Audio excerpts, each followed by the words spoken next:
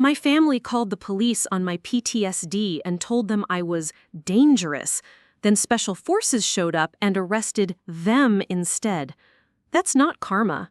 That's not a movie plot. That's exactly what happened to me. Kathryn Ford, 28 years old, former Marine Corps combat engineer, current miracle survivor of family betrayal.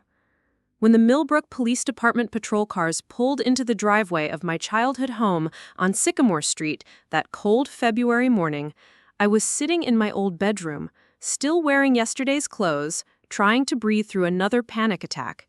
I still believed my family loved me despite my struggles. I still thought coming home to Clearwater Springs would help me heal. I still thought blood meant loyalty, that shared DNA meant shared humanity. But the moment I heard my stepmother Helena's voice through the thin walls, calm and rehearsed, telling Officer Martinez that I'd been acting erratic and making threats, something fundamental shifted in my chest. Not just the familiar tightness of anxiety, but something deeper, the sound of trust dying in real time. My father, Robert Ford, the man who used to brag about his war hero daughter at his insurance company barbecues, sat silent in his leather recliner. I could hear the springs creaking as he shifted uncomfortably, but he didn't speak, didn't defend me, didn't tell them about the nightmares that kept me awake, or the way loud noises sent me diving for cover, or how I'd been trying so damn hard to get better without burdening anyone. My half-sister, Miranda, barely 16 and armed with a smartphone, was probably filming from the kitchen doorway. I'd caught her recording my flashbacks before, posting them on her TikTok with captions like, "When your sister's crazy kicks in." She thought PTSD was performance art, something I could turn on and off for attention. And Helena, sweet, manipulative Helena, who'd married into our family 5 years ago, she was the architect of this morning's destruction. The woman who'd spent months documenting every moment I struggled, every time I flinched at sudden movements, every night I woke up screaming, building a case like I was evidence to be presented. I pressed my ear to the bedroom door, my hands shaking not from fear, but from the dawning realization of what was happening. Helena was painting me as unstable, dangerous, a threat to the family. She spoke in the language of concerned stepmothers everywhere, worried about everyone's safety, just trying to do the right thing, such a difficult situation. "She's been having episodes," Helena explained to the officers, her voice carrying that perfect blend of sorrow and fear. "Violent outbursts. Yesterday she threw a glass across the kitchen when a car backfired outside. We're scared she might hurt someone." A glass. One glass that I'd dropped, not thrown, when a neighbor's motorcycle had triggered a flashback so severe I thought I was back in Kandahar province, hearing incoming mortars instead of Harley-Davidson engines. But Helena had been there with her phone, ready to twist my worst moments into evidence of instability. "Has she threatened anyone specifically?" I heard Officer Martinez ask. "Not in so many words," Helena replied carefully. "But the way she looks at us sometimes, it's like she doesn't recognize us, like we're the enemy." That last word hung in the air like smoke from an explosion. Enemy.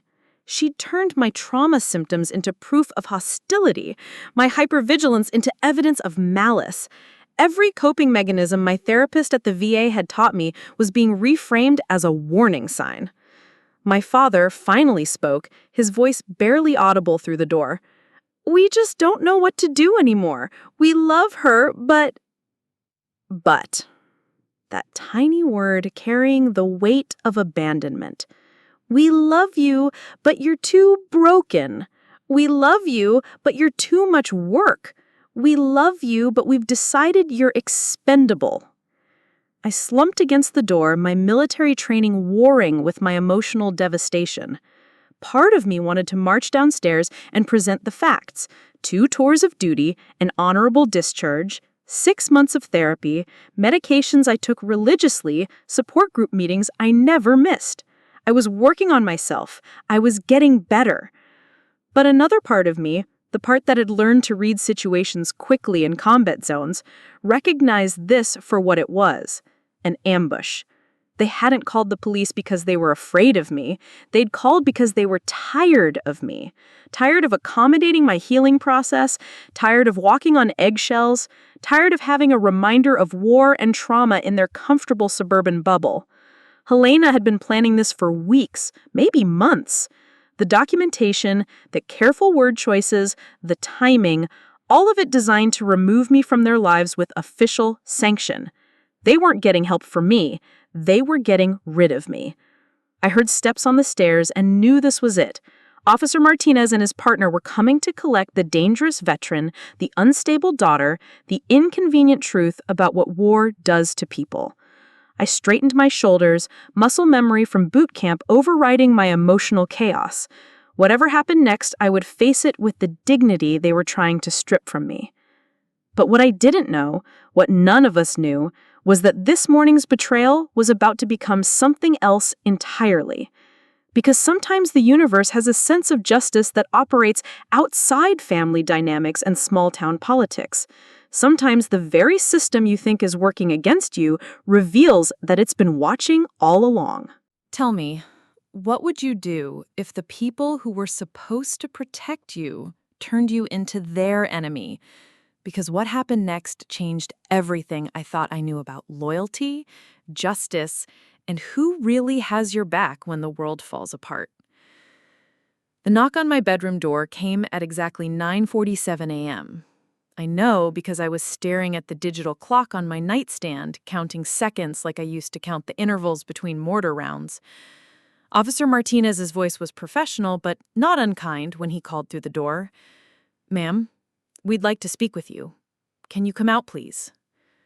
I stood slowly, my legs unsteady, not from fear, but from the crushing weight of betrayal still settling into my bones. My hands moved automatically to smooth down my wrinkled t-shirt, old habits from military inspections. Even in crisis, presentation mattered. When I opened the door, I found myself face to face with two officers. Martinez, a middle-aged Latino man with kind eyes, and his partner, Officer Chen, a younger woman whose hand rested casually near her radio. Not on her weapon, I noticed. Not yet. "Miss Ford?" asked Martinez, consulting a small notebook. "We received a call about some concerns regarding your behavior. Your family is worried about you." I almost laughed. Worried. As if their concern was genuine. As if this wasn't exactly what Helena had been building towards since the day I'd moved back home 3 months ago. "What kind of concerns?" I asked, my voice steadier than I felt. Officer Chen spoke up. "Reports of aggressive behavior, destruction of property, threats made to family members." Each word felt like a small explosion. Aggressive behavior, my startled responses to sudden noises. Destruction of property, the dropped glass Helena had immediately photographed. Threats, conversations where I'd tried to explain how their constant criticism of my healing process was making everything worse. "Can I ask who filed this report?"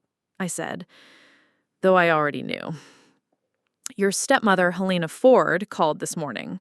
She says the family is concerned for everyone's safety." Behind the officers, I could see down the stairs to where my family had gathered in the living room.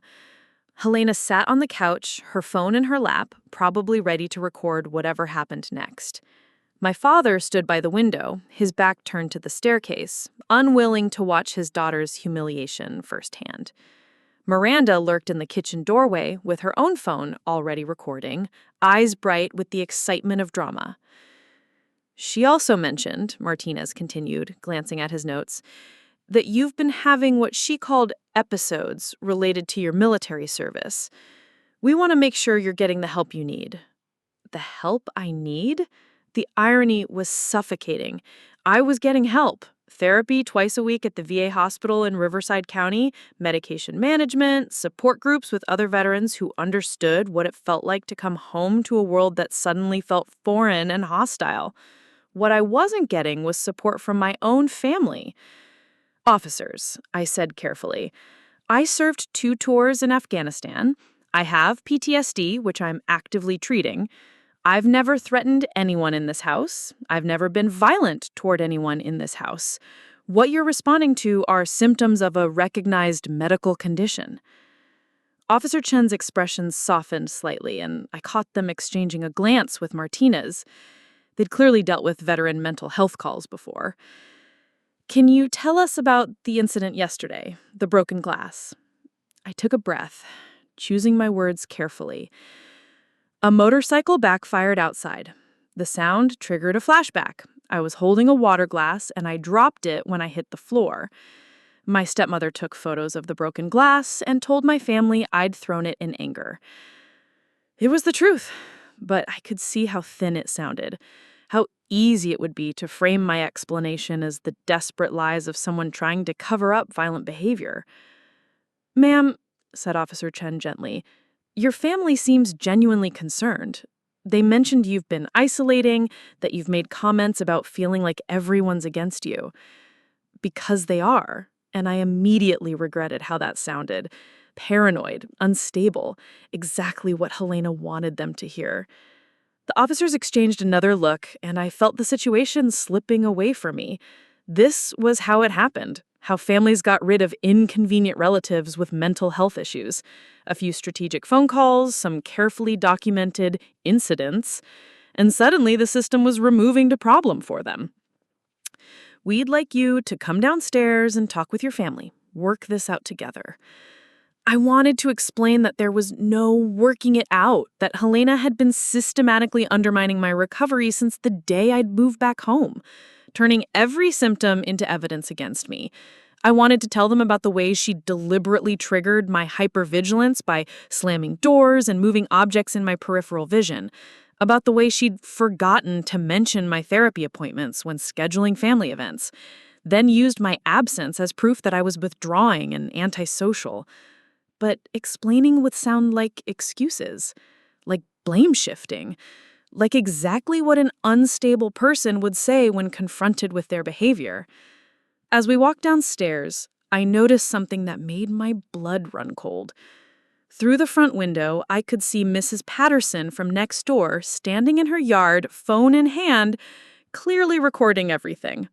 Helena had an audience for this performance, witnesses to validate whatever narrative she was about to present. The living room felt like a courtroom where I was both defendant and evidence. Helena rose from the couch as we entered, her face a perfect mask of concerned stepmother. She'd even managed to produce tears. "Thank you for coming," she said to the officers, her voice trembling slightly. "We just don't know what else to do. We love Kathryn so much, but living with her has become difficult." I stood there, flanked by police officers, watching my family perform their concern while simultaneously destroying my life. My father still wouldn't look at me. Miranda had positioned herself to get the perfect angle for her recording. But then something shifted in the room's dynamics. Officer Martinez's radio crackled to life, and a voice I didn't recognize came through with unusual urgency. "Unit 47, this is dispatch. We need you to hold your position. Do not proceed with any action regarding the Ford residence until further notice." Martinez frowned, keying his radio. "Dispatch, can you clarify? We're currently conducting a welfare check." "Unit 47, federal authorities are en route to your location. Estimated arrival in 3 minutes. Maintain current positions but take no further action." Federal authorities. The words hit the room like a grenade, and I watched Helena's carefully composed expression flicker with the first hint of uncertainty. Something else was happening here. Something none of us had seen coming. The federal authorities arrived in 3 black SUVs that looked like they meant business. Not the kind of vehicles you see in Clearwater Springs on a typical Tuesday morning. Through the living room window, I watched as 6 people in dark suits emerged, moving with the kind of precision that made my military training sit up and take notice. Helena's carefully composed mask slipped entirely. What is this?" she stammered, looking between the officers and the approaching figures outside. Officer Martinez was speaking rapidly into his radio, his tone shifting from routine patrol to something much more serious. "Dispatch, can you confirm the nature of this federal response? We're conducting a standard welfare check." The lead figure from the SUVs approached our front door, and even through the window, I could see the credentials hanging from her neck. FBI. My stomach dropped. Whatever this was, it was bigger than a family calling police on their veteran daughter. The doorbell rang once, sharp and authoritative. Officer Chen moved to answer it, and I found myself standing in a living room that suddenly felt like the center of a storm I didn't understand. "Good morning," the lead agent said as she entered. She was maybe 40, with steel gray hair pulled back severely and eyes that missed nothing. "Mr. Robert Ford, Mrs. Helena Ford, Miranda Ford, and Sergeant Kathryn Ford, Marine Corps, retired." The way she said my rank made something click in my chest. This wasn't about a family dispute. This was about my military service. "I need everyone to remain seated. We're conducting an investigation into allegations of fraud, identity theft, and endangerment of a federal witness." Federal witness. The words hit the room like a physical blow. Helena went white, actually stumbling backward into the couch. My father's hands started shaking visibly. Miranda, for the first time since I'd been home, put down her phone. "I'm sorry," Helena said, her voice barely above a whisper. "There must be some mistake. We're not involved in anything federal. We just called about Kathryn's mental health issues." Agent Reeves smiled, but it wasn't a warm expression. "Mrs. Ford, are you familiar with the Federal Veterans Protection Act?" Silence. None of us were. "It's a recent piece of legislation," Reeves explained, "that makes it a federal crime to file false reports about veterans receiving treatment for service-connected conditions, particularly when those reports are made with intent to harass, intimidate, or interfere with ongoing federal healthcare services." My brain started racing. The VA hospital where I received treatment was federal. My disability benefits were federal. My therapy sessions, my medications, my support groups, all part of a federal healthcare system. "But that's not all," Reeves continued, her voice growing colder. She nodded to the younger agent, who pulled out a different tablet and began reading. "Mrs. Helena Ford, you've been collecting veteran-dependent benefits under Kathryn Ford's service record for the past 18 months, benefits totaling $47,000. The number hung in the air like smoke.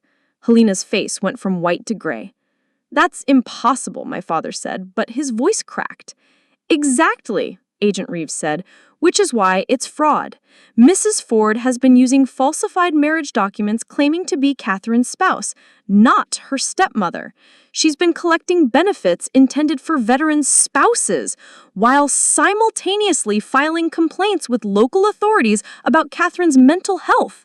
I felt like the floor had dropped out of under me. Helena had been stealing from me, using my service record, my disability status, my medical conditions to collect money while simultaneously trying to have me declared unstable." "The financial fraud alone carries a sentence of up to 20 years, Reeves continued. "But what really caught our attention was the pattern of harassment designed to interfere with ongoing PTSD treatment." Helena finally found her voice. "We were trying to help her. She's been acting erratically, having episodes." "Mrs. Ford," Agent Reeves interrupted, "we've reviewed 6 months of your online activity. Social media posts mocking PTSD symptoms, text messages to family members discussing how to document Kathryn's crazy behavior, browser history showing searches for how to have someone committed involuntarily, and veteran mental health legal proceedings." Each revelation hit like a physical blow. Helena hadn't just been tired of my recovery process, she'd been actively sabotaging it while profiting from my service record. "We've also reviewed the recordings," the younger agent added, consulting her tablet. "Mrs. Ford, you've made over 40 videos and audio recordings of Kathryn's PTSD episodes without her consent. Several were posted to social media platforms with mocking captions." Miranda shifted uncomfortably in her chair. "Those were just for TikTok. It wasn't serious." "Actually, Miss Ford," Agent Reeves said, "recording someone's private medical episodes without consent is a felony in this state. Posting them online with intent to humiliate is cyberbullying under federal cybercrime statutes. You're 17, which means you'll be tried as a minor, but you're still facing charges. The room felt like it was spinning. My family hadn't just called the police on me. They'd been running a systematic campaign of financial fraud and harassment while I'd been trying to heal from war trauma. And Mr. Ford, Reeves turned to my father, you signed the documents Helena used to claim spousal benefits. That makes you complicit in the fraud. My father's face crumpled. I didn't know what I was signing. Helena said it was insurance paperwork. Ignorance isn't a defense when federal veterans' benefits are involved, Reeves said coldly. I stood there, watching my family's carefully constructed lies unravel in real time. The people who'd called the police on my PTSD were about to be arrested for systematically exploiting and abusing me while I'd been fighting to recover from serving my country. Agent Reeves turned to me for the first time since entering. Sergeant Ford, we need to inform you that you've been the victim of identity theft, benefits fraud, and targeted harassment designed to interfere with your federal health care services. We'll need your statement, but first we need to place these individuals under arrest. The handcuffs clicked into place with a sound that seemed to echo through the entire house.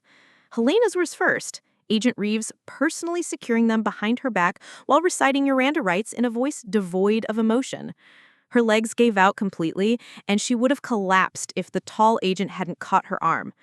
This is insane, Helena kept repeating, her voice rising to a near shriek.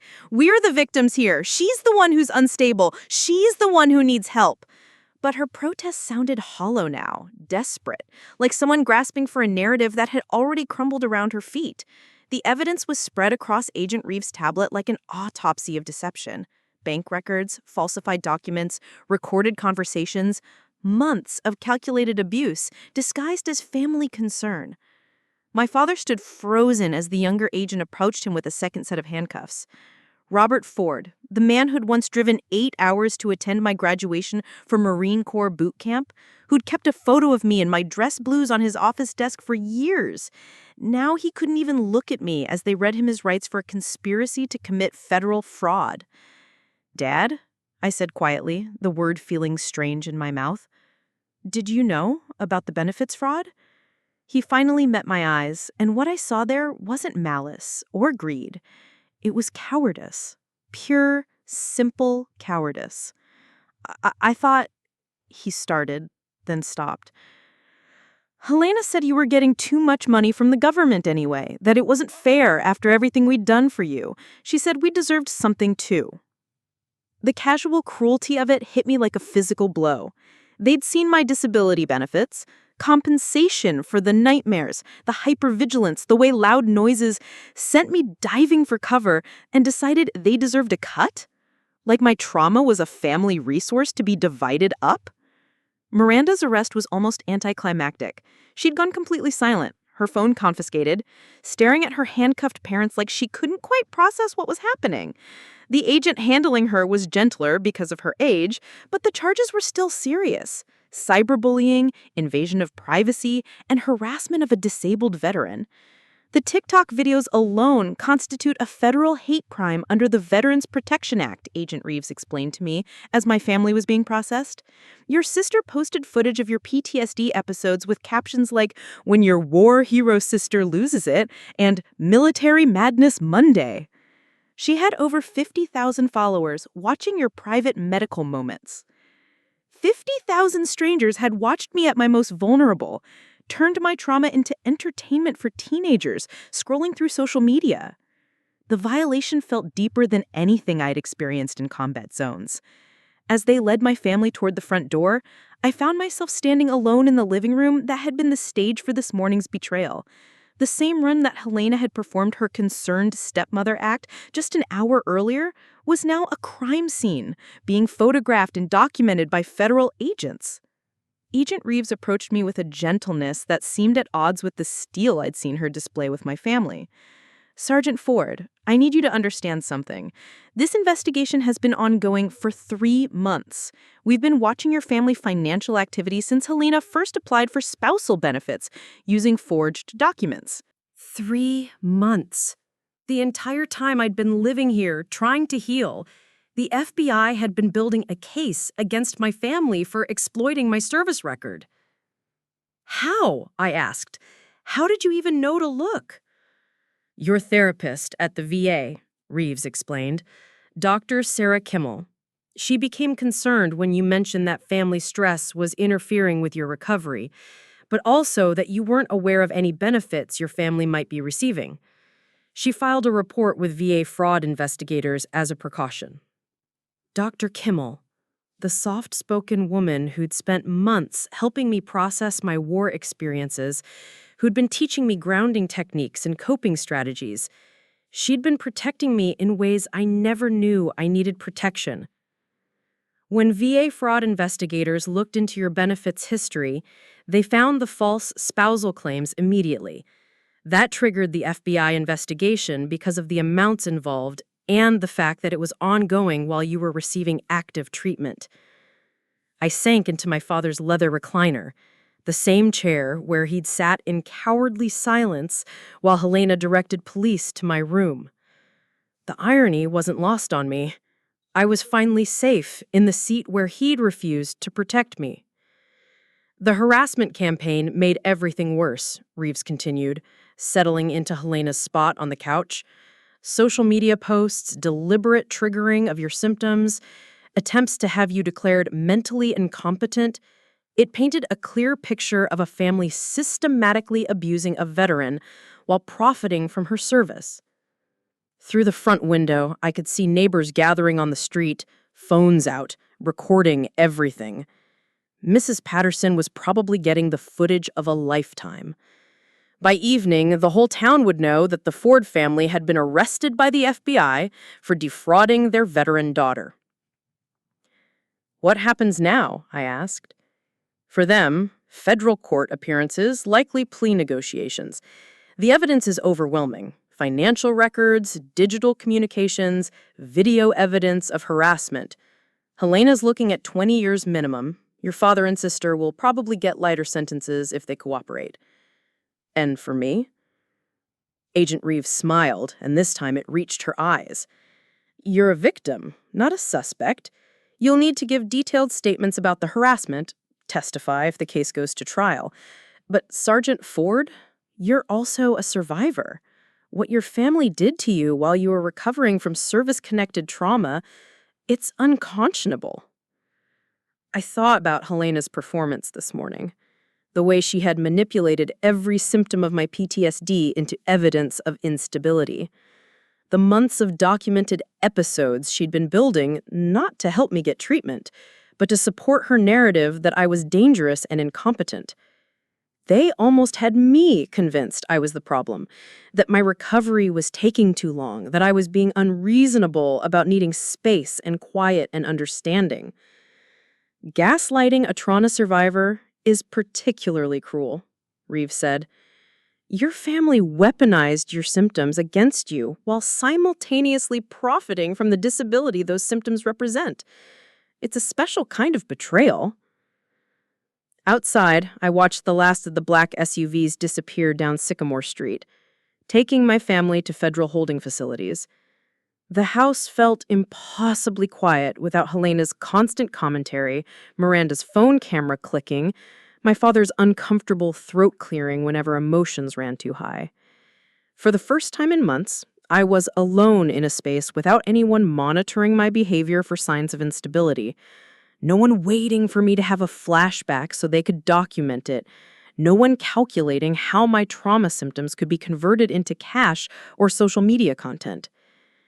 Agent Reeves left me with a stack of paperwork, contact information for victim services, and something I hadn't felt in longer than I could remember.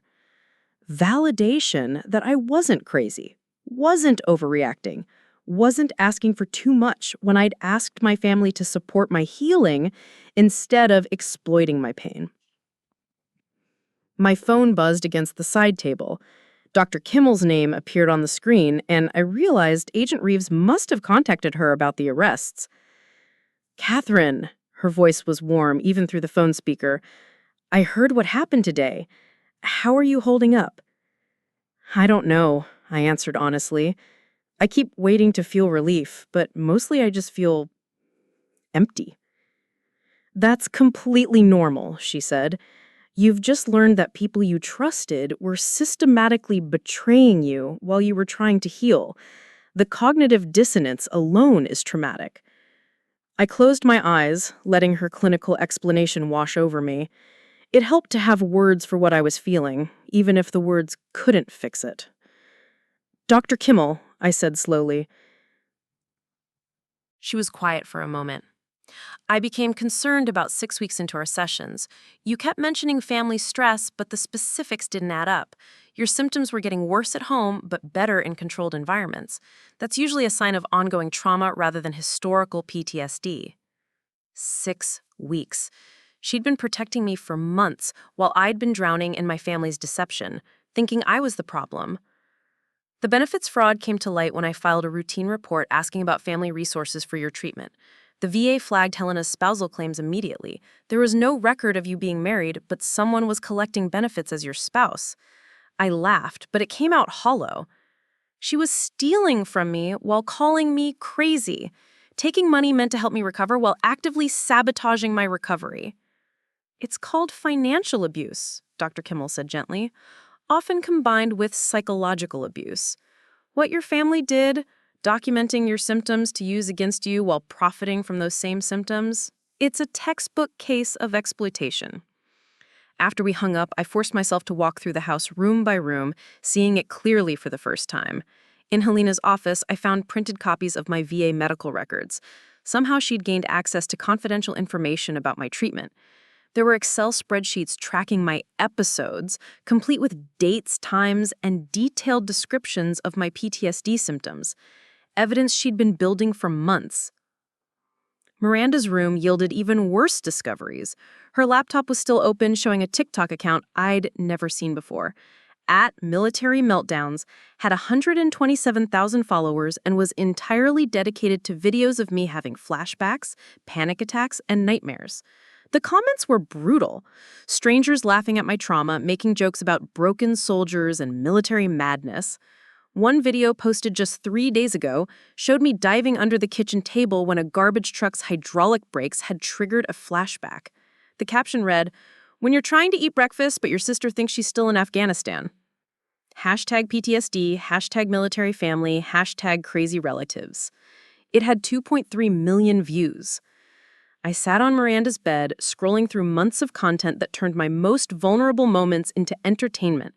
Comments from teenagers who thought my trauma was hilarious, adults debating whether veterans deserve to have mental health issues, other family members sharing their own stories of dealing with crazy military relatives. My recovery process had been broadcast to strangers who saw my pain as content to consume between dance videos and makeup tutorials. Every breakthrough in therapy, every setback, every small victory had been documented and monetized by a 17-year-old who saw my service-connected disability as her ticket to social media fame. But the worst discovery was in my father's home office. A folder labeled Kathryn's Condition contained printed emails between him and Helena discussing strategies for having me declared mentally incompetent. Not for my benefit, for theirs. If I were declared incompetent, they could become my legal guardians and gain control over my VA benefits entirely.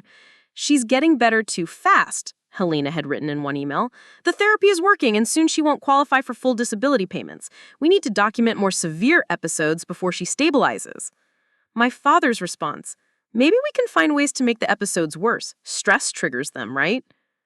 They'd been deliberately sabotaging my mental health to maintain access to my benefits. Every time I'd made progress in therapy, they'd found new ways to trigger my symptoms. The sudden loud noises, the unexpected arguments, the constant criticism disguised as concern, it had all been calculated to keep me sick enough to be profitable. I found myself on the living room floor, legs pulled to my chest, rocking slightly. Not from a flashback this time, but from the sheer weight of understanding how deeply I'd been betrayed. These people had watched me suffer and decided to make that suffering worse so they could profit from it longer. The house phone rang, startling me back to the present. The caller ID showed a number I didn't recognize, but when I answered, the voice was familiar. "Kathryn, this is Master Sergeant Williams from your old unit." Williams, my former platoon sergeant, the woman who'd pulled me out of an IED crater in Kandahar and made sure I got proper medical attention for my concussion. I hadn't heard from her in over a year. The VA contacted us about your situation, about what your family was doing. Kathryn, we had no idea. If we'd known... Her voice trailed off, but I could hear the anger underneath. Williams was protective of her Marines, even the ones who'd moved on to civilian life. There's something you need to know, she continued. Command has been trying to reach you for months. You've been selected for a commendation ceremony in Washington. The Defense Department is recognizing your engineering work on the Kandahar project. I'd stopped receiving mail months ago. Helena had been intercepting it, claiming she was helping me manage my correspondence. Another layer of isolation designed to keep me dependent and controllable. The ceremony is next month. Full honors, media coverage, the works. They've been trying to notify you through your family. My family had been hiding recognition of my service while simultaneously exploiting that same service for financial gain. They'd kept me from knowing that my country wanted to honor my contributions while they were turning my trauma into social media content. As I hung up the phone, something fundamental shifted inside me. For months, I'd been questioning my own reality, wondering if my family was right about my stability, my progress, my worth. But sitting alone in a house that finally felt safe, I realized something crucial. I wasn't broken. I was healing. And the people who were supposed to support that healing had been the ones actively trying to break me. The realization hit me like incoming artillery. I had been fighting this battle with one hand tied behind my back, and it was time to cut myself loose. Sitting in that empty house, surrounded by the evidence of my family's systematic betrayal, I felt something I hadn't experienced since my last day in uniform. Complete clarity of mission. I started with Master Sergeant Williams' phone number, still displayed on the caller ID. When she answered, her voice carried the same authority that had guided me through 2 combat deployments. Williams, it's Ford again. I need to ask you something, and I need you to be straight with me. Always am, Marine. What do you need? This commendation ceremony, how long has the Defense Department been trying to reach me? A pause that told me everything. 8 months, Kathryn. The initial notification went to your emergency contact address. When that bounced back as undeliverable, they started calling. Your family kept saying you were too unstable to handle official communications. 8 months. Helena had been intercepting correspondence from the Pentagon while filing false reports about my mental state. She'd convinced the Department of Defense that I was too damaged to receive recognition for my service, while simultaneously using that same service record to defraud the VA. Williams, I need you to put me in direct contact with whoever's running the ceremony. No family intermediaries. And I need copies of every communication attempt they've made to reach me. Done. But Kathryn, there's more. The engineering work you did in Kandahar, it saved lives. A lot of lives. The infrastructure you designed is still protecting civilian populations 3 years later. This isn't just a routine commendation. After we hung up, I walked back to Helena's office and began systematically documenting everything I'd found. The financial records, the medical file copies, the spreadsheets tracking my symptoms. If this was going to court, I wanted the prosecutors to understand the full scope of what had been done to me. My laptop was still in my bedroom where I'd left it that morning, before the world turned upside down. I powered it up and began creating a digital trail of evidence. Screenshots of Miranda's TikTok account, saved copies of the emails between Helena and my father, financial records showing the fraudulent benefit claims. But as I worked, I discovered something else Helena had been hiding. My email account showed dozens of messages I'd never seen. From other veterans who'd found out about my situation through unofficial channels, offering support and resources. From advocacy groups that had been trying to help. From a documentary filmmaker who wanted to explore the issue of family exploitation of veterans' benefits. Helena had been filtering my communications, creating an isolation bubble that made me completely dependent on her version of reality. She'd intercepted job offers, therapy referrals, invitations to veteran support groups, anything that might have helped me rebuild my independence. One email, dated 6 weeks ago, stopped me cold. It was from a law firm in Washington, D.C. that specialized in veterans' rights cases. They'd heard about my situation through Dr. Kimmel's advocacy networks and wanted to represent me pro bono in a civil case against my family. Helena had known legal help was available and had hidden it from me. She'd let me believe I was powerless while lawyers were literally offering to fight for me for free. I called the law firm immediately. The paralegal who answered transferred me to Attorney Martinez. No relation to the local cop, but the shared name felt like a sign that things were finally aligning in my favor. "Ms. Ford," Martinez said, "we've been waiting for your call for weeks. Dr. Kimmel told us about your family situation, and frankly, it's one of the most egregious cases of veteran exploitation we've seen." She explained that they'd already begun preliminary research into Helena's financial activities, working with the assumption that I'd eventually need legal representation beyond the criminal case the FBI was building. The civil damages alone could be substantial: financial fraud, emotional distress, interference with medical treatment, violation of privacy rights. But there's also the punitive aspect. What your family did needs to have consequences that go beyond criminal prosecution. By evening, I had assembled what felt like a small army of advocates. Master Sergeant Williams was coordinating with the Defense Department to ensure I received proper recognition for my service. Attorney Martinez was building a civil case to recover the stolen benefits and seek damages for the psychological abuse. Dr. Kimmel was documenting the medical impact of my family's systematic harassment. But the most powerful ally turned out to be someone I'd never met: Dr. Michael Torres, a researcher at the Veterans Affairs Medical Center who studied family-perpetrated abuse against veterans with PTSD. He'd been following my case through professional networks and wanted to include my story in congressional testimony about gaps in veteran protection services. "Kathryn, what happened to you isn't isolated. We're seeing patterns of families exploiting veterans' disabilities while actively preventing recovery. Your case has all the elements we need to push for legislative changes." The idea that my trauma could become a catalyst for protecting other veterans gave me something I'd been missing: purpose beyond my own healing. For months, I'd been focused on just surviving my family's abuse. Now I could see a path towards ensuring other veterans wouldn't face the same exploitation.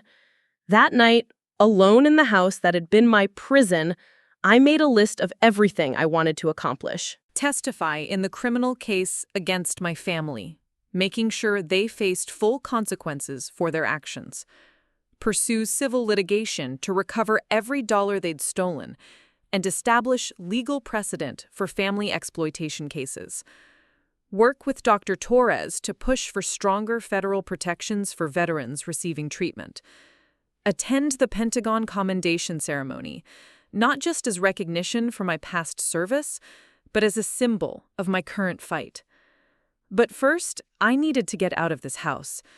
The silence that had felt peaceful earlier now felt hollow, contaminated by months of deception and abuse.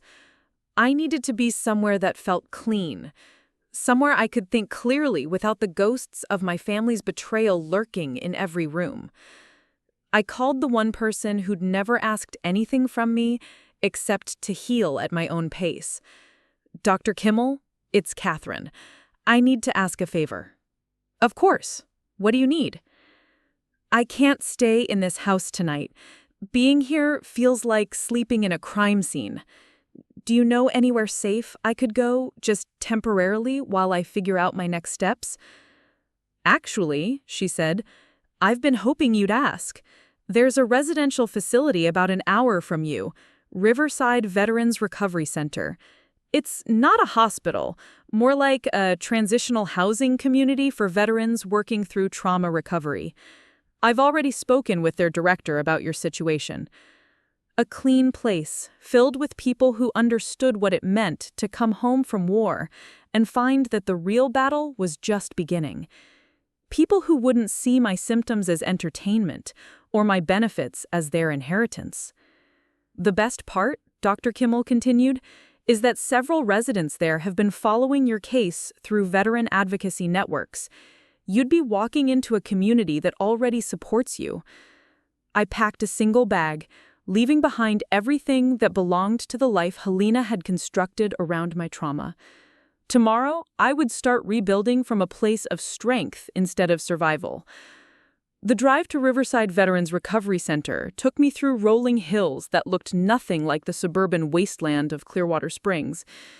As each mile passed, I felt the weight of Helena's surveillance lifting from my shoulders. No one was timing how long it took me to get from point A to point B. No one was documenting whether I flinched at highway noises or gripped the steering wheel too tightly when trucks passed. The center itself surprised me. I'd expected something institutional, clinical, like the VA hospitals I was used to. Instead, I found a cluster of converted farmhouses, connected by gravel paths, with gardens maintained by residents, and a central building that looked more like a community center than a medical facility. Dr. Amanda Chen, the facility director Dr. Kimmel had mentioned, met me at the main entrance. She was younger than I'd expected, maybe early 40s, with the kind of calm presence that suggested she'd seen enough trauma to understand it without being overwhelmed by it. "Kathryn," she said, extending a hand instead of going for the awkward hug that most people attempted with veterans they pitied. "We've been preparing for your arrival. I have to say, your story has galvanized our entire community here." She led me through the main building, past common areas where veterans of various ages were engaged in different activities. Some playing cards, others working on laptops, a few gathered around a large TV game watching a baseball game. The atmosphere felt relaxed in a way I'd forgotten was possible. "Dr. Kimmel filled me in on the basics," Dr. Chen continued as we walked, "but I'd like to hear your perspective on what kind of support you need right now." "Honestly, I need space to think clearly without someone monitoring every symptom for evidence.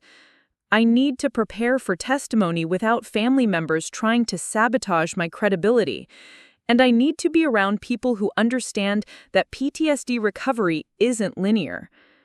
Dr. Chen nodded. "All achievable here. But Kathryn, I should mention, several of our residents have been following your case through veteran advocacy networks. There's quite a bit of interest in supporting your legal proceedings." She led me to a small private room in the farmhouse designated for transitional residents. It was simple but clean, with a window overlooking the gardens and enough space for the laptop and legal documents that had become my primary tools of warfare. "There's someone I'd like you to meet," Dr. Chen said, "if you're up for it." 20 minutes later, I found myself in the common room facing a woman who looked to be in her 50s, with graying hair, and the kind of scars that suggested she'd seen combat in an era when women weren't supposed to be in combat zones. Colonel Janet Morrison, Army, retired. "Though everyone here just calls me Janet," she said, offering a firm handshake. "I've been coordinating with some folks in Washington about your situation."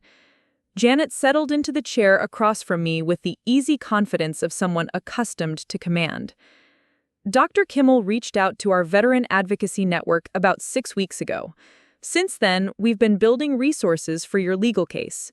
She pulled out a tablet and began scrolling through what looked like a comprehensive battle plan. First, financial recovery. Attorney Martinez is good, but she's going to need expert witnesses who can quantify the psychological damage your family inflicted.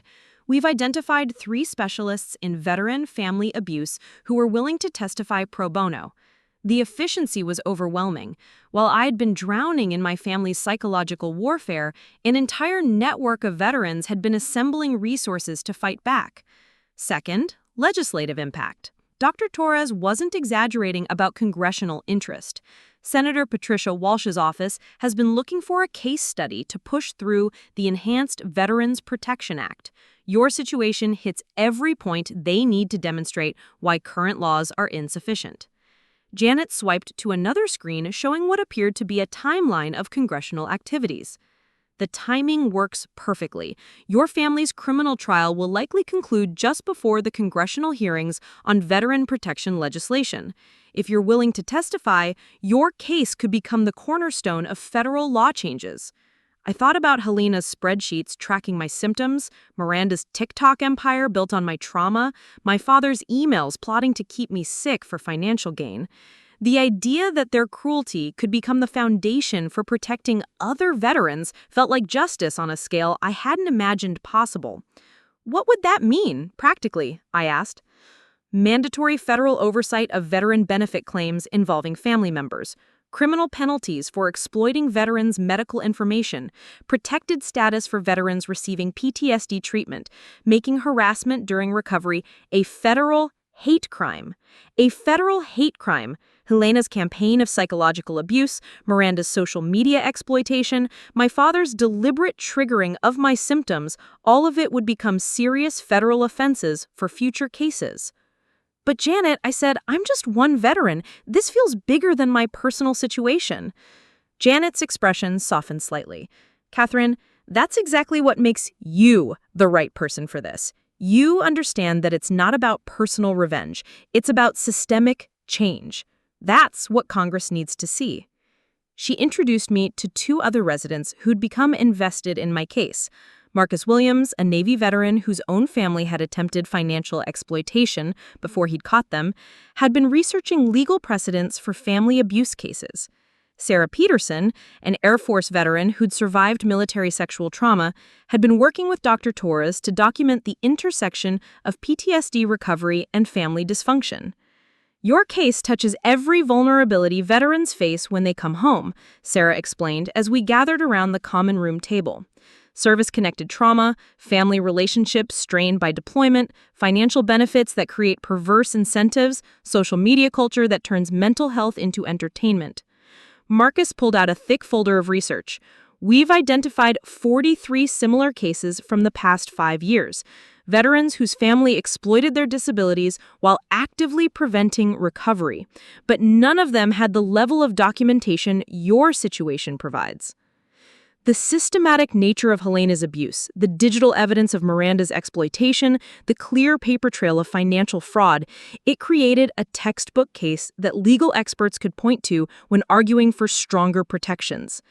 The difference, Dr. Chenna added, joining our impromptu strategy session, is that previous cases often involved families claiming ignorance or good intentions. Your family documented their malicious intent. That changes everything. By evening, I understood that I'd become the center of something much larger than personal justice. My family's betrayal had been so thorough, so well documented, and so clearly intentional that it provided legal advocates with the perfect case study for systemic reform. But more importantly, I was no longer fighting alone. The isolation Helena had created around me, the filtered communications, the hidden support offers, the intercepted legal help, had been replaced by a community of veterans who understood exactly what I'd endured and were committed to ensuring it never happened to anyone else. That night, sleeping in a bed that no hidden cameras were monitoring, surrounded by people who saw my recovery as success rather than inconvenience, I felt something I hadn't experienced since before my first deployment. The confidence that came from having people you trusted watching your back. The federal courthouse in downtown Riverside looked like every courthouse I'd ever seen, imposing limestone columns and steps designed to remind you that justice was serious business. But walking up those steps with Attorney Martinez and Janet Morrison flanking me, I felt different than I had 3 weeks ago when this all started. I wasn't the isolated, gaslit victim Helena had been systematically breaking down. I was a veteran with a mission, backed by an army of advocates who'd helped me understand the full scope of what had been done to me. The conference room where we were meeting my family was smaller than I'd expected, beige and windowless, with a long table that would soon become a battlefield. Agent Reeves was already there, along with 2 federal prosecutors I'd met briefly the day before, Assistant U.S. Attorneys David Park and Maria Santos, who specialized in veterans' fraud cases. Before they arrived, Martinez said, settling her laptop bag on the table, I want you to understand what's about to happen. This isn't just a criminal proceeding anymore. With the evidence we've compiled, this has become a precedent-setting case for veteran protection law.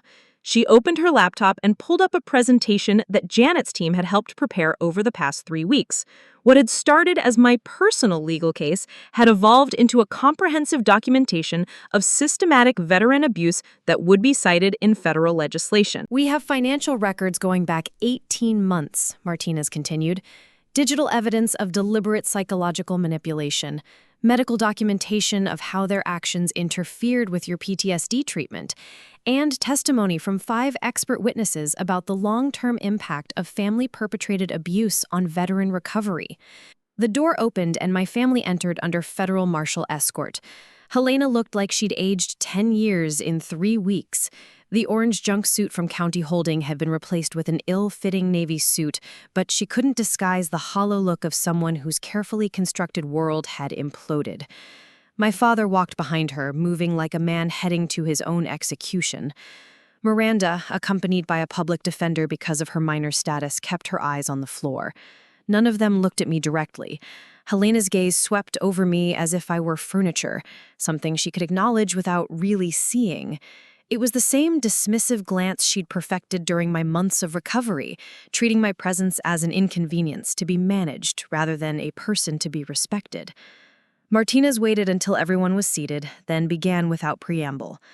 We're here to review the evidence in United States versus Helena Ford, Robert Ford, and Miranda Ford.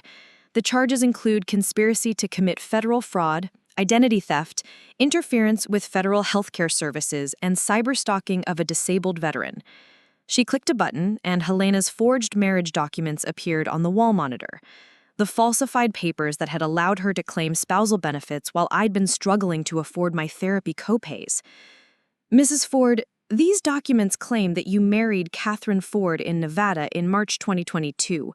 Care to explain how you managed to marry your stepdaughter while remaining legally married to her father? Helena's public defender, a tired-looking man named Johnson, leaned forward. My client was misled about the nature of these documents. She believed she was applying for family caregiver benefits.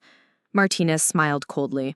Mr. Johnson, your client's browser history shows 17 separate searches for veteran spousal benefits eligibility and how to fake marriage certificate. She also downloaded blank Nevada marriage certificate templates 4 times. The screen changed to show Helena's internet search history, a digital trail of premeditated fraud that her lawyer couldn't explain away. Helena's face went pale as her own research was displayed for everyone to see.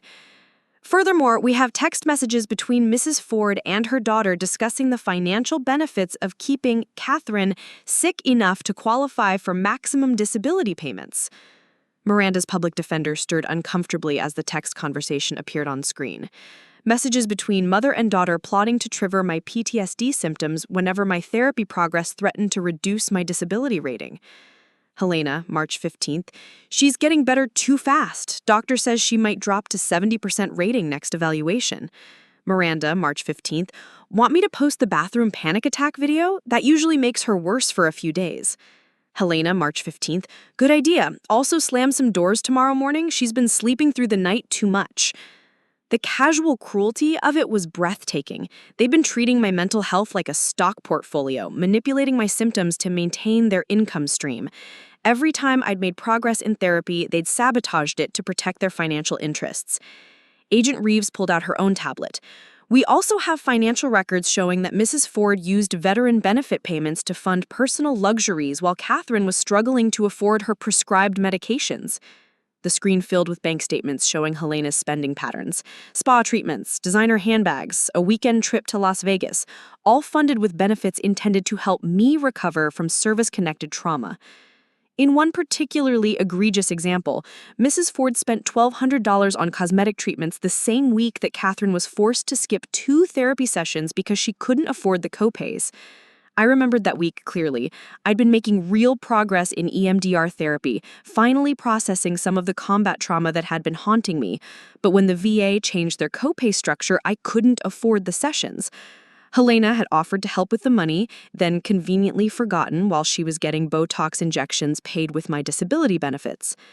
My father finally spoke, his voice barely audible. We didn't mean for it to go this far. Attorney Santos, the federal prosecutor, turned her attention to him. Mr. Ford, you signed documents claiming your wife was your daughter's legal spouse.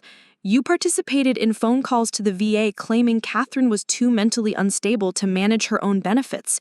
You helped create a social media campaign designed to humiliate a veteran receiving treatment for service-connected PTSD. The social media evidence was devastating. Miranda's TikTok account had generated over $12,000 in revenue from videos of my trauma responses. Helena had been taking a percentage as her management fee for helping produce content. They turned my worst moments into a family business. The psychological evaluation commissioned by the court concluded that the defendant's actions constituted a systematic campaign of abuse designed to maintain financial control over a vulnerable veteran. Dr. Torres spent hours documenting the specific ways my family had weaponized my PTSD symptoms against me. The report detailed how they'd used my hypervigilance, my startle responses, my sleep disturbances as tools to keep me dependent and profitable. Helena's lawyer made one last desperate attempt. Your Honor, my client was overwhelmed by the responsibility of caring for a veteran with severe mental health issues. She made poor decisions under stress. Martinez was ready for this. Mr. Johnson, the evidence shows your client researched veteran benefit fraud for 6 months before implementing her scheme. She consulted with online forums about managing difficult veterans and downloaded guides for maximizing PTSD disability claims. This wasn't stress. This was premeditation. The final piece of evidence was a recording I'd never heard before. Agent Reeves explained that they'd obtained a warrant to record Helena's phone calls from County Holding. Helena's voice filled the room, speaking to someone named Carol. The whole thing was perfect until that FBI bitch showed up. Kathryn was completely under control, we were making good money, and she was too messed up to figure out what we were doing. If we could just get her declared incompetent, we could have kept this going for years. The recording ended in complete silence. Helena stared at the table, finally understanding that her own words had sealed her fate. My father looked like he might be sick. Miranda was crying, though I suspected it was more about getting caught than feeling remorse. But I felt something I hadn't expected. Peace. Not satisfaction or revenge, but the deep calm that comes from having the truth finally acknowledged by people with the power to do something about it. The federal prosecutor's words hung in the air like a verdict already rendered. Based on the comprehensive evidence presented, the United States will be moving forward with full prosecution on all counts. Mrs. Helena Ford faces up to 25 years in federal prison. Mr. Robert Ford faces up to 15 years. Ms. Miranda Ford will be tried as a juvenile but faces serious charges that could affect her future significantly. Helena's composure finally cracked completely. She turned toward me for the first time since entering the room, her eyes wild with the desperation of someone watching their carefully constructed world burn down around them. "Kathryn, please," she said, her voice cracking. "We can work this out as a family. You don't understand what prison will do to us. Think about Miranda. She's just a child. She was following my lead." The audacity was staggering. After months of gaslighting me into believing I was unstable, after stealing nearly $50,000 of my benefits, after turning my trauma into entertainment for strangers, she wanted to play the family card. "Helena," I said quietly, "you stopped being my family the moment you decided my pain was your profit." Attorney Martinez leaned forward. "Mrs. Ford, your client seems to be under the impression that the victim has some control over federal prosecution. That's not how this works." Agent Reeves consulted her notes. "The financial fraud alone triggers mandatory minimum sentencing guidelines. The psychological abuse of a disabled veteran adds additional federal hate crime enhancements. This isn't a negotiable situation." Helena's lawyer whispered something in her ear, probably explaining that federal cases don't get plea bargained away like local charges. When you defraud the federal government while abusing a veteran, the system tends to take that personally. My father finally looked directly at me, and what I saw there wasn't remorse. It was resentment. "This is going to destroy our family, Kathryn. Was your revenge really worth all this?" "This isn't revenge, Dad. This is consequences. There's a difference." Attorney Santos pulled out a thick folder. Mr. Ford, your daughter didn't create this situation. Your family did through 18 months of systematic fraud and abuse. The evidence we've presented today is just a fraction of what we've discovered. She opened the folder to reveal hundreds of pages of additional documentation: financial records, digital communications, expert testimony, medical evidence, a mountain of proof that my family had been running a systematic operation to exploit my military service. We have evidence that Mrs. Ford coached Miranda on how to trigger your PTSD symptoms for better video content, text messages discussing optimal timing for posting traumatic content to maximize social media engagement, financial records showing that revenue from exploiting your medical condition was being used to fund family luxuries. The systematic nature of their abuse was laid out like a military operation chart. Helena hadn't just been stealing money, she'd been running a comprehensive campaign to keep me sick, isolated, and profitable. Every aspect of my recovery had been sabotaged to maintain their income stream. Janet Morrison, who'd been quietly observing from the back of the room, stepped forward. Your Honor, if I may address the court, Colonel Janet Morrison, retired, Army, representing the Veterans Advocacy Coalition. The federal prosecutor nodded for her to continue. This case has drawn national attention within the veteran community, not because it's unusual, but because it's so well documented. We estimate that thousands of veterans are currently experiencing similar exploitation by their family members who view their service-connected benefits as family assets rather than medical support. She handed copies of a report to everyone in the room. The Veterans Advocacy Coalition has been tracking family-perpetrated fraud against veterans for 3 years. This case provides the clearest evidence we've seen of deliberate, systematic abuse designed to prevent recovery while maximizing financial exploitation. Helena's lawyer skimmed the report, his expression growing more concerned with each page. Janet had assembled data showing that veteran family abuse was a widespread problem, and my case was being positioned as the test case for federal intervention.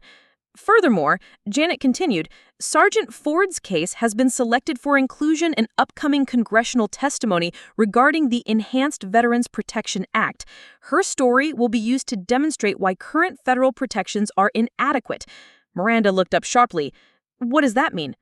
Janet addressed her directly. It means that your TikTok account exploiting your sister's PTSD is about to become evidence in congressional hearings on veteran protection legislation. Every video you posted, every comment you made mocking her trauma will be part of the public record when Congress debates making this type of abuse a federal hate crime. The color drained from Miranda's face as she realized that her social media exploitation wasn't just going to result in personal consequences, it was going to be examined by Congress as an example of how veterans are victimized by their own families. Agent Reeves pulled out her phone and checked a message. I've just received confirmation from the U.S. Attorney's Office.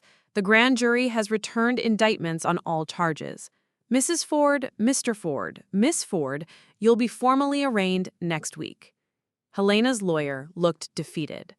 What about plea negotiations? The federal guidelines for veteran benefit fraud are quite specific, Attorney Santos replied. Mrs. Ford's case involves aggravating factors that make her ineligible for most standard plea agreements.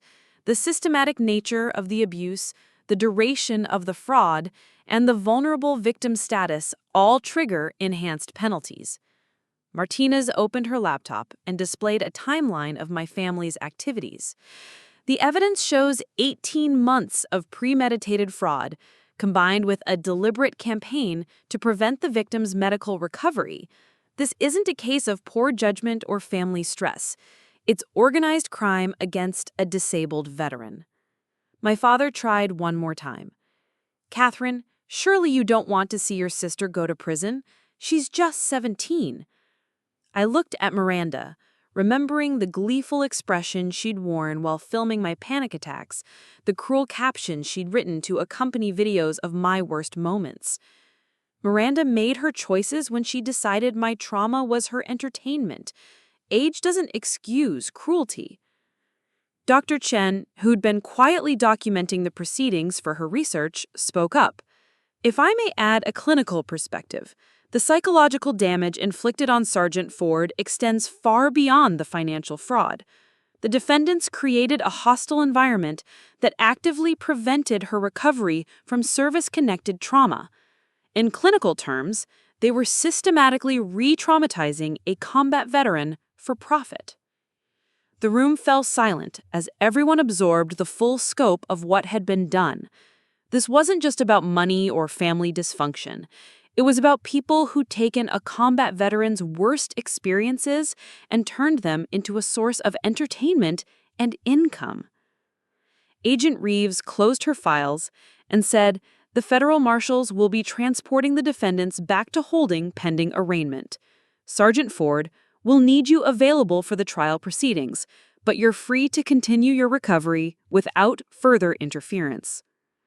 As the marshals prepared to escort my family out, Helena made one final attempt to manipulate the situation. "Kathryn, I hope you can live with yourself after this.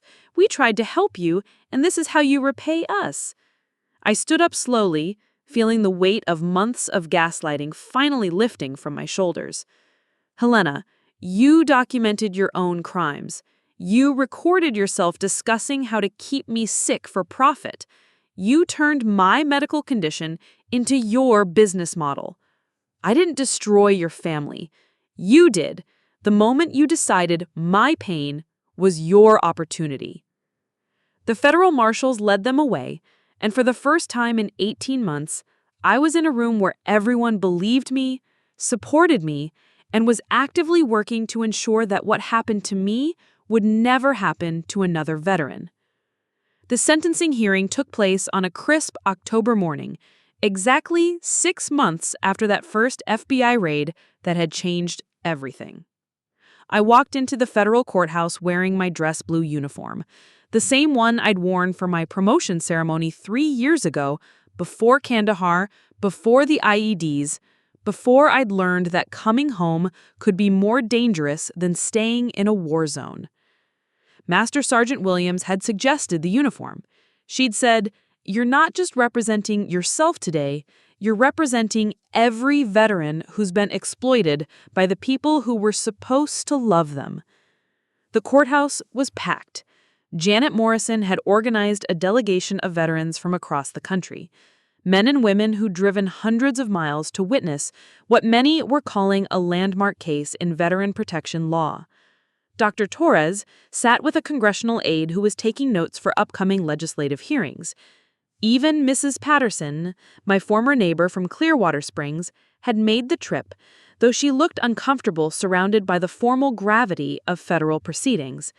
Helena, Robert, and Miranda sat at the defendants' table with their respective lawyers, facing Judge Patricia Huang, a federal judge known for her strict interpretation of veteran protection statutes. Helena had lost weight during her months in federal holding, and the orange jumpsuit had been replaced with a gray suit that hung loose on her diminished frame. She kept glancing toward the gallery, perhaps looking for sympathetic faces, but finding only veterans who'd come to ensure she faced full consequences for her crimes. Judge Huang reviewed the sentencing recommendations in silence before addressing the courtroom. "In 30 years on the federal bench, I have rarely encountered a case that demonstrates such calculated exploitation of a vulnerable individual. The defendants didn't simply commit fraud. They created a systematic enterprise designed to profit from and perpetuate the suffering of a combat veteran." She gestured toward the evidence displays that had been set up around the courtroom, financial charts showing the flow of stolen benefits, screenshots from Miranda's TikTok account, transcripts of the recorded conversations where Helena discussed keeping me sick enough to stay profitable. "Mrs. Helena Ford, you have been found guilty of conspiracy to commit federal fraud, identity theft, obstruction of federal healthcare services, and cyberstalking of a disabled veteran. The prosecution has demonstrated that your actions were premeditated, systematic, and designed to maximize financial gain while preventing your victim's medical recovery." Helena's lawyer stood to make a final plea for leniency, but Judge Huang held up a hand to stop him. "Mr. Johnson, I've reviewed your client's statements, and I find no genuine remorse for the harm inflicted. Mrs. Ford's recorded conversations from County Holding demonstrate continued belief that she was entitled to exploit her stepdaughter's military service for personal gain. Helena's face crumpled as the judge announced her sentence: 22 years in federal prison, full restitution of stolen benefits plus punitive damages, and lifetime prohibition from accessing any veteran family member's benefits or medical information. My father's sentencing was swift but devastating. 15 years for his role in the conspiracy, with particular emphasis on his betrayal of parental duty to protect rather than exploit his daughter's service-connected disability. Miranda's juvenile status saved her from adult prison, but Judge Huang's words were harsh. Miss Ford, at 17, you were old enough to understand that exploiting someone's trauma for social media entertainment was wrong. Your TikTok account generated revenue from content that deliberately mocked and violated your sister's medical privacy. Miranda received 3 years in juvenile detention, followed by 5 years of supervised probation with mandatory community service at veterans organizations. Her social media accounts were permanently banned, and she was prohibited from posting any content related to military or veteran issues. But the sentencing was only the beginning of that day's proceedings.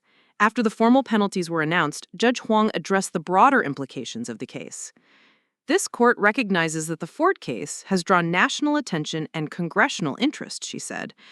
The systematic nature of the abuse documented here demonstrates significant gaps in current veteran protection legislation. Dr. Torres was called forward to present his research findings. Your Honor, our analysis of veteran family abuse cases shows that Sergeant Ford's experience represents a pattern affecting thousands of military families. The current legal framework doesn't adequately address situations where family members exploit veterans' disabilities while actively preventing recovery. The congressional aide took detailed notes as Dr. Torres outlined recommendations for legislative changes: mandatory federal oversight of veteran benefit claims involving family members, criminal penalties for interfering with veteran medical treatment, and protected status for veterans receiving PTSD therapy. Furthermore, Dr. Torres continued, Sergeant Ford has agreed to testify before Congress about her experiences, providing lawmakers with first-hand testimony about how current laws failed to protect her from systematic exploitation. Judge Huang nodded toward me. Sergeant Ford, would you like to address the court? I stood slowly, feeling the weight of my dress blues and the expectations of everyone who'd come to witness this moment. For months, I'd been preparing remarks, working with Janet and Dr. Torres to craft a statement that would serve not just as victim impact testimony, but as a call for systemic change. Your Honor, 6 months ago, I believed my family's version of events, that I was unstable, demanding, a burden they were graciously tolerating. The systematic gaslighting was so effective that I questioned my own perceptions, my own recovery, my own worth. I turned slightly to address the gallery filled with veterans. What Helena, Robert, and Miranda did to me wasn't just financial fraud. They weaponized my service-connected trauma against me, turning every symptom into evidence of my unworthiness, every flashback into content for their profit.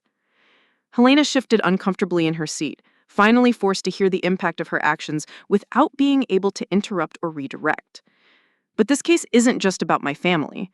It's about a system that allows family members to exploit veterans' disabilities while actively preventing recovery. It's about social media platforms that profit from trauma content. It's about the gap between honoring veterans' service and protecting veterans' recovery. Judge Huang listened intently as I outlined the broader implications of my case.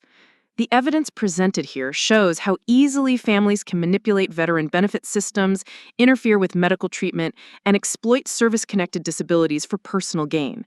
Current laws aren't sufficient to protect veterans from the people who are supposed to love them. I concluded by reading a statement from the Veterans Advocacy Coalition, signed by over 3,000 veterans nationwide.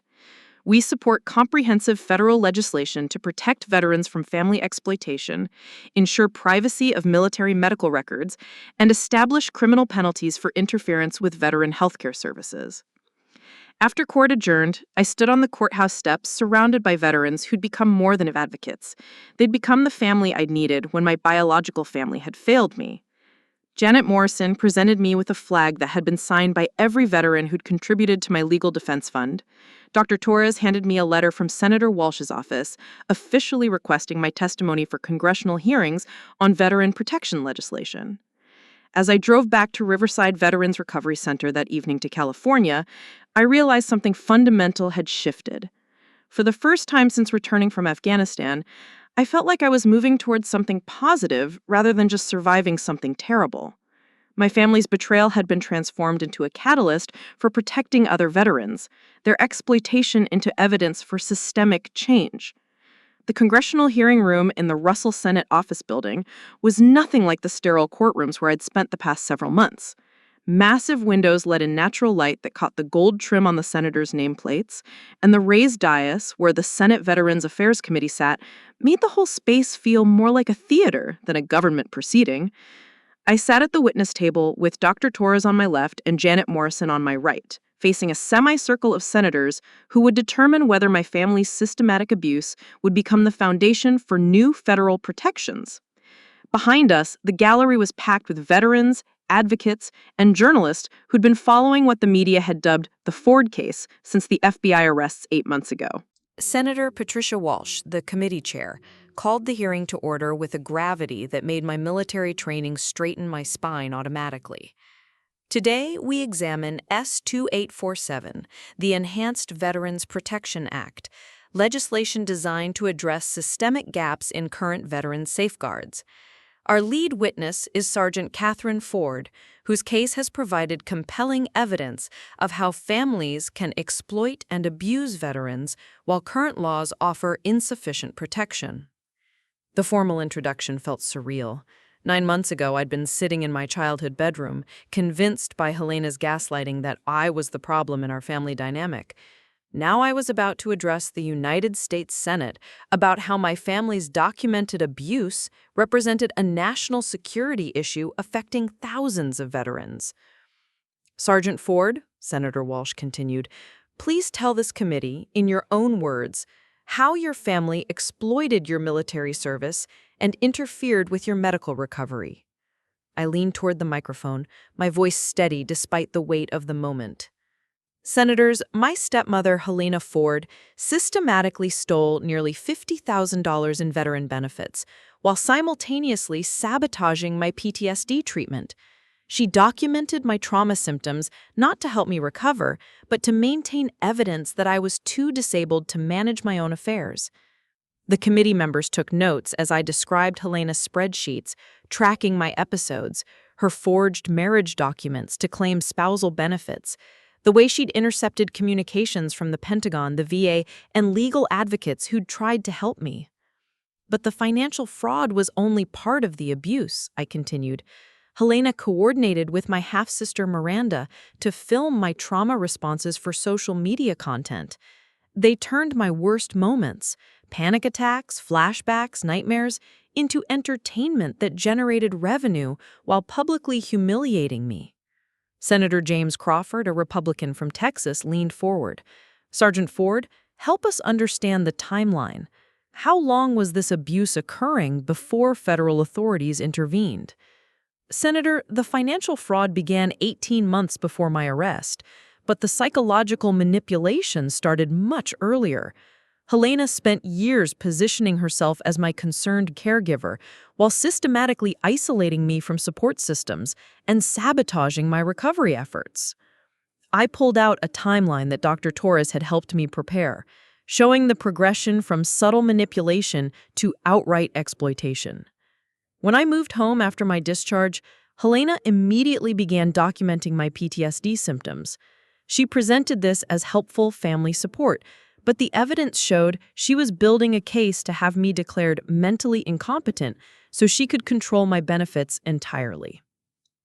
Senator Lisa Chen, a Democrat from California, asked the question I'd been preparing for. Sergeant Ford, what specific changes in federal law could have prevented what happened to you? This was why I was here, not just to tell my story, but to ensure other veterans wouldn't face the same exploitation. Senators, my stepmother, Helena Ford, was able to claim spousal benefits for months before anyone questioned her documentation. There's no requirement for veterans to be notified when family members apply for benefits in their name. I outlined the legislative recommendations that had emerged from my case: mandatory federal notification when anyone applies for benefits using a veteran's service record, criminal penalties for interfering with veteran medical treatment, and protected status for veterans receiving PTSD therapy. Additionally, social media platforms currently have no responsibility for preventing the exploitation of veteran medical information. Miranda's TikTok account generated thousands of dollars in revenue from videos of my trauma responses with no mechanism for me to protect my medical privacy. Senator Walsh nodded. Dr. Torres, your research indicates that Sergeant Ford's case represents a broader pattern of veteran exploitation. Can you quantify the scope of this problem? Dr. Torres leaned toward his microphone. Senator Walsh, our preliminary research has identified over 400 documented cases of family-perpetrated abuse against veterans in the past 5 years. We estimate the actual number is significantly higher, as many veterans don't report family exploitation due to shame or fear of losing family support entirely. The statistics were staggering. Dr. Torres presented data showing that veteran family abuse often involved multiple forms of exploitation: financial fraud, medical interference, social isolation, and psychological manipulation designed to maintain control over benefit payments. The Ford case is significant, Dr. Torres continued, because the perpetrators documented their own crimes so thoroughly. Most family abuse cases rely on victim testimony against family members who claim good intentions. Here, we have clear evidence of premeditated exploitation designed to prevent recovery while maximizing profit. Senator Crawford asked the harder question. Dr. Torres, how do we balance veteran protection with family privacy? Many families do provide legitimate support for veterans with disabilities. Senator, the Enhanced Veterans Protection Act includes safeguards for legitimate family support while creating accountability for exploitation. The key is transparency, requiring notification when benefits are claimed, regular check-ins with veterans receiving ongoing treatment, and clear penalties for interference with medical care. Janet Morrison was called to address the legislative specifics. Senators, the Veterans Advocacy Coalition has reviewed similar protections in other federal programs.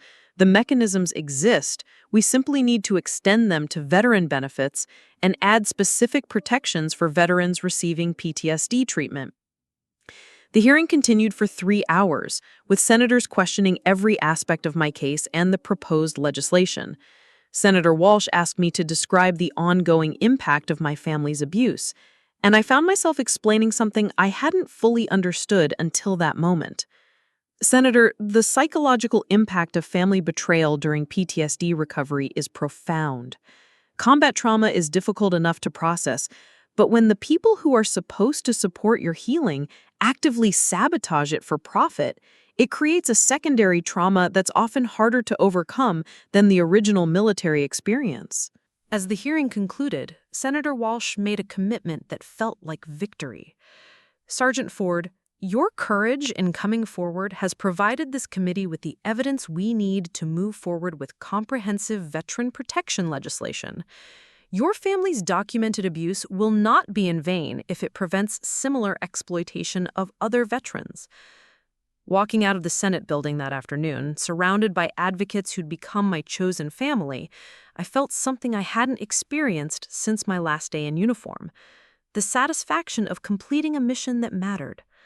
My biological family's betrayal had been transformed into a weapon for protecting other veterans, their documented cruelty into evidence for systemic change. The Enhanced Veterans Protection Act would pass the Senate unanimously 3 weeks later, with my case cited extensively in the committee report as evidence of why current laws were insufficient to protect veterans from the people closest to them. 2 years later, I stood in the office of the Veterans Family Protection Initiative, looking out at the bustling streets of Washington, D.C. from the 7th floor of a building that housed 3 different veteran advocacy organizations. The nameplate on my desk read, Kathryn Ford, Director of Veteran Family Abuse Prevention, a title that would have seemed impossible during those dark months when Helena was systematically destroying my sense of reality. The Enhanced Veterans Protection Act had become law 11 months ago, signed by the president in a Rose Garden ceremony where I'd stood behind him as he outlined how my case had demonstrated the need for comprehensive reform.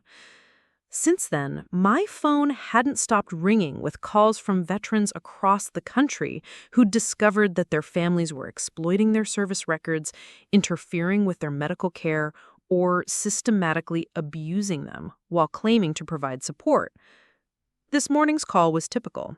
A Marine veteran from Oregon whose mother had been collecting his disability benefits for 3 years while telling the VA that he was too mentally unstable to manage his own finances. Under the old system, it might have taken years to uncover the fraud and even longer to prosecute it. Under the new law, federal investigators had evidence within weeks, and the veteran had been connected with legal advocates who understood exactly what he was facing. Kathryn, my assistant, Marcus Williams, the Navy veteran who'd helped research my case at Riverside, knocked on my office door. Senator Walsh's office is on line 3. They want to discuss the oversight report on the new legislation.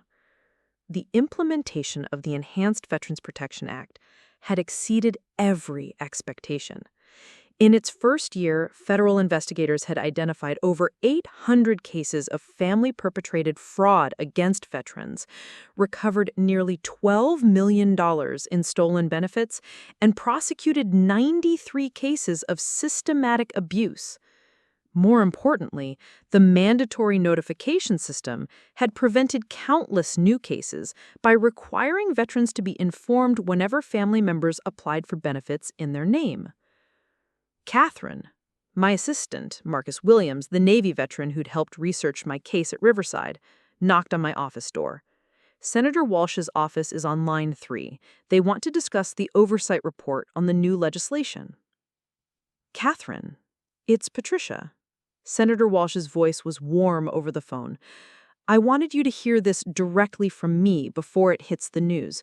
The Defense Department is announcing a new Medal of Honor for civilian service. You're the first recipient. The words didn't quite register at first. Senator, I think you might have the wrong person. I didn't do anything heroic. I just testified about what happened to me. Kathryn, you transformed personal trauma into systemic change that's protecting thousands of veterans.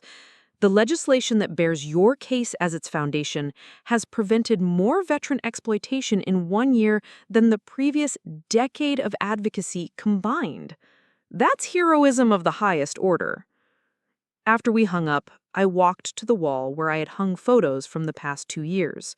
Pictures from congressional hearings, from the law signing ceremony, from training sessions where I'd taught VA investigators how to recognize signs of family abuse.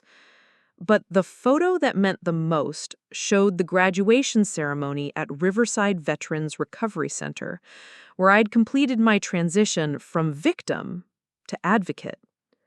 Dr. Kimmel had been right about recovery not being linear. There were still nights when I woke up from nightmares, still moments when unexpected sounds sent me looking for cover. But the difference was that now I understood my symptoms as medical responses to trauma, not evidence of weakness or instability.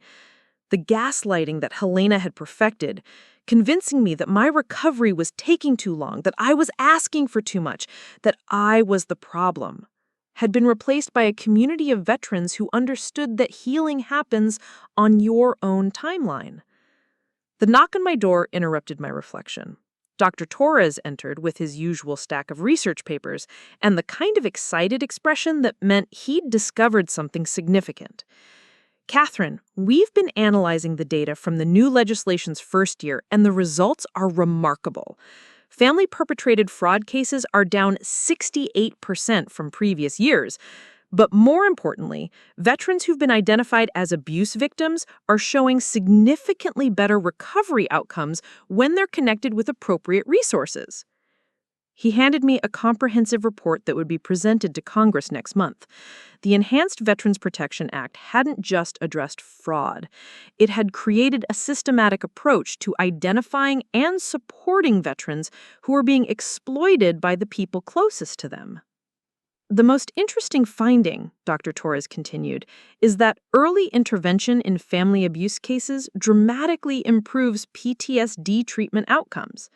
Veterans who are removed from exploitative family situations and connected with appropriate support show recovery rates comparable to veterans with strong family support systems. The irony wasn't lost on me.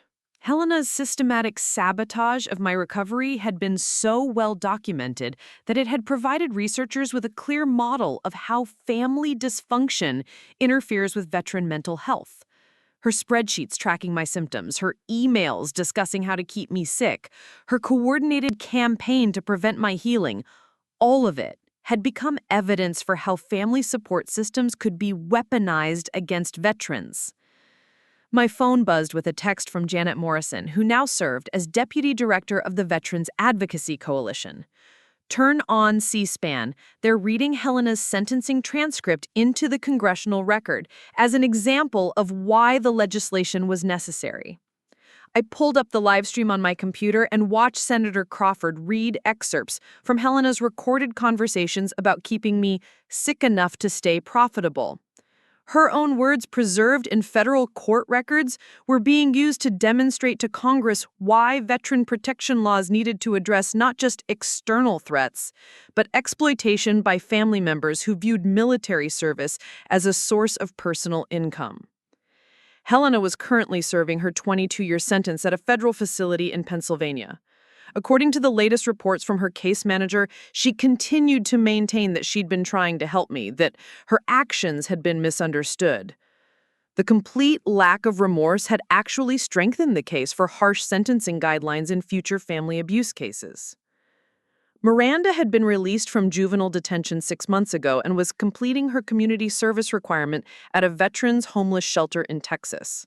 Her caseworker sent periodic updates indicating that working directly with veterans who'd experienced trauma was slowly helping her understand the impact of her TikTok exploitation. She'd written me a letter of apology that I'd never responded to, not out of cruelty, but because forgiveness needed to be earned through changed behavior, not just expressed through words. My father had been released to a halfway house after serving 8 years of his 15-year sentence. He'd written several letters over the years, all of which I'd returned unopened. Some boundaries, once broken, couldn't be rebuilt simply because someone decided they wanted a relationship again. The late afternoon sun slanted through my office windows as I prepared for my final appointment of the day, a video call with a veteran in Alaska whose family had been intercepting his VA medical appointments and telling providers that he was too unstable to attend therapy sessions.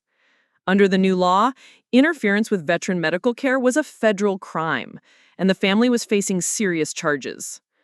But more importantly, the veteran was connected with advocates who understood exactly what he was experiencing, legal representation that specialized in family abuse cases, and a support network of other veterans who'd survived similar exploitation. As I ended the call and gathered my things to leave the office, I thought about something Senator Walsh had said during the Rose Garden ceremony. Sometimes the greatest service to your country happens after you take off the uniform. My family's betrayal had nearly destroyed me. Helena's systematic abuse, Miranda's cruel exploitation, my father's cowardly complicity, all of it had been designed to keep me broken and profitable. But their documented cruelty had become the foundation for protecting thousands of other veterans from similar exploitation. I was Kathryn Ford, combat veteran, PTSD survivor, and the woman who transformed family betrayal into systematic justice. If this story reached you because you're experiencing something similar, know this. You deserve better than their dysfunction. Your recovery matters more than their comfort. Your healing is worth fighting for, even when the people who should support it are the ones trying to prevent it.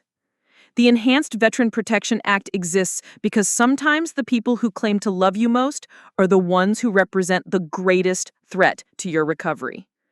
But it also exists because survivors can transform their pain into protection for others, their trauma into triumph for an entire community. Your service mattered, your recovery matters, and you're worth fighting for, even when you have to fight alone. Up next, you've got 2 more standout stories right on your screen. If this one hits the mark, you won't want to pass these up. Just click and check them out, and don't forget to like, subscribe, and turn on the notification bell so you don't miss any upload from us.